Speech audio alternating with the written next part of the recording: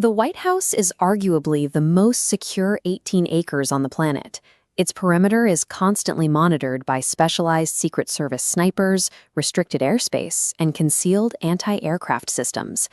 And if that surface-level defense ever fails, there is a final failsafe. Deep beneath the East Wing lies the Presidential Emergency Operations Center, a fortified bunker engineered to withstand a catastrophic attack. But a presidency cannot function exclusively from an underground bunker. The commander-in-chief has to travel, which means completely abandoning this highly controlled, heavily fortified environment. Stepping outside those iron gates strips away that perfect stationary defense. Suddenly, protecting the president becomes a highly vulnerable, constantly moving logistical puzzle. Moving the president of the United States requires an astonishing amount of capital.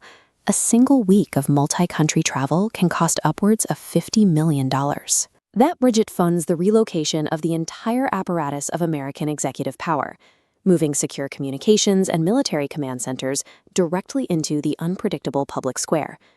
So how does the Secret Service physically pull this off? How do you engineer a global travel system that allows for absolutely 0 seconds of vulnerability during transit? Because moving the president means seamlessly uprooting the epicenter of global stability and keeping it perfectly intact, no matter where it lands. The actual trip starts weeks before the president even leaves Washington. An advance team arrives to physically survey buildings, map every potential blind spot, and coordinate emergency routes with local hospitals. They lock down the transit logistics by establishing 3 distinct paths: a primary route, an alternate route, and a highly classified secret route to be used only in absolute emergencies. Then comes the physical gear. Up to 20 cargo planes touch down in advance, carrying office supplies, disassembled helicopters, and over 100 specialized security personnel. The level of environmental control borders on the absurd. The White House Communications Agency will hardwire hundreds of secure phone lines into a target hotel. During a 2001 trip to Shanghai, advance teams even navigated a $13,000 custom movie set through a secure perimeter at 4 in the morning, just so a press conference would have the correct aesthetic. The public only sees the motorcade and the wave from the stairs, but the real operation is the invisible, weeks-long invasion that preemptively sanitizes the environment before the president ever arrives.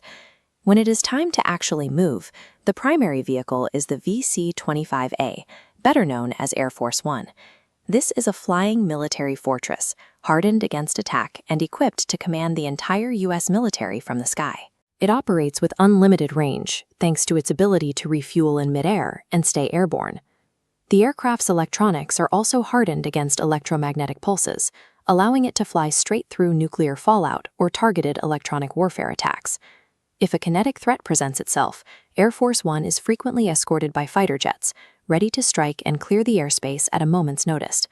For shorter distances, the president takes Marine One, but it never flies alone.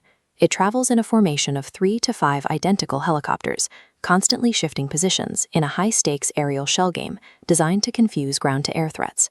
Once the president leaves the ground, they are entirely enclosed within an unassailable bubble of absolute air supremacy and aggressive deception. When the wheels touch down, that aerial bubble transfers directly into a convoy of up to 40 heavily armed vehicles. At the center of this formation is the Beast. This is a 20,000-pound, custom-built machine, estimated to cost over $15 million. It sits on a truck chassis, rolls on run-flat tires, and is encased in 8 inches of military-grade armor. Inside, the cabin is entirely sealed off from the outside world, to defend against biological or chemical attacks, utilizing its own independent oxygen supply. There is even a refrigerated compartment stocked with the president's specific blood type. Protecting the Beast is an SUV known as the Linebacker. The agents inside have one specific job. If an unauthorized vehicle gets too close, the Linebacker intercepts, violently ramming the threat off the road.